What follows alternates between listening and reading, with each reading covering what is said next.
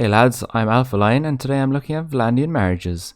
So a lot of the time when starting a new campaign or even choosing a faction, players will look at potential wives. This can be cumbersome, I certainly find it that way, so today I've done all the work for you. First we have a noble of the House Datir. So of course this guy definitely has to mention Lyanna. She is by far the best wife that you can get in Valandia, and there's actually not a lot of choices in Valandia. I'm going to narrow it down to two today, but Lyanna is definitely the best. The advantages of having Lyanna just family-wise: their clan is a tier 5. They own Pravent and Drabant Castle from the start. She also has a brother, and she has the leader of the faction as her father. Taking a look at Lyanna's skills, the main skill that you really need to look for in a wife that I find is the stewardship. So Lyanna has 122 stewardship, which is going to relate into her party size, meaning that she can have a large party size. So if you send her out recruiting, she'll be able to get a lot of men for you. Looking into her even skills like tactics, she's going to be better at fighting. She has some trade as well, so if you get her to set up a caravan, she's going to be good at it. In terms of personal fighting skills, which is less important than the other skills, she's good at one-handed, 180, she's good at two-handed 180, polearm 180, bow 150, even throwing 120. Riding 140 is really good as well. Her skills are really good for any wife at all, actually, in this whole entire game.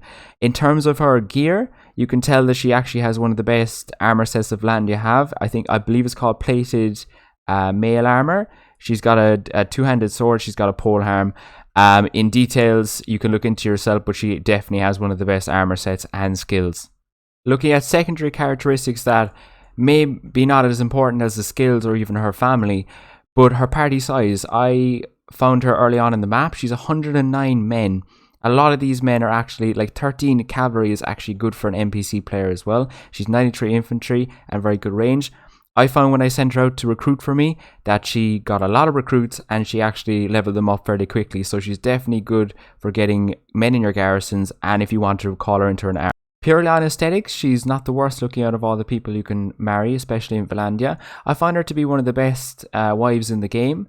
An inclusion on Lyanna, she is definitely the best one you can marry in Valandia. There's not that much choice in Valandia, and we're going to cover someone else next. But she's got good stewardship, she's got good fighting skills. When you have kids, a lot of those skills are going to relate into your own faction members if you play that far.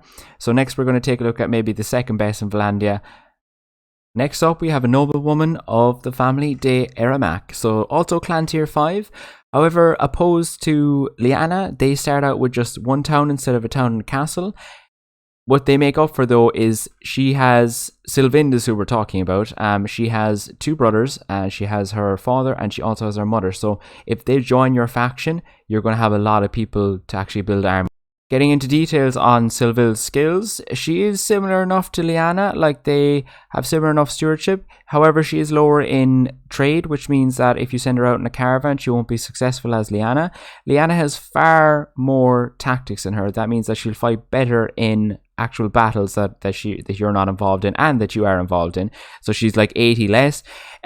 Personal fighting skills, 180, 180, 180, all in the one-handed, two-handed, and polearm. She's good at riding as well. Still not good as good as Lyanna.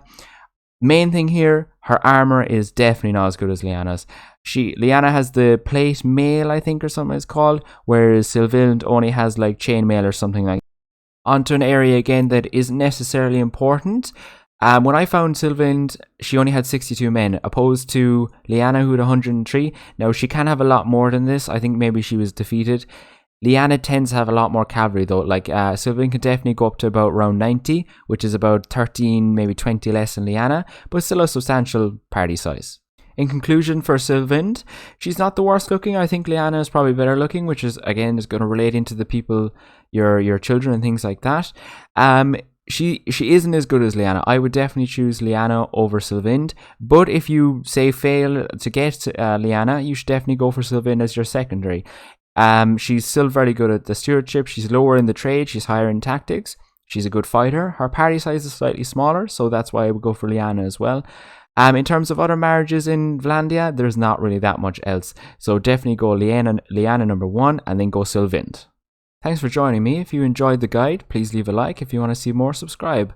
I also have another guide on Ira of the Southern Empire that's on my channel, and I'm running a campaign of the Empire at the moment as well. So thank you.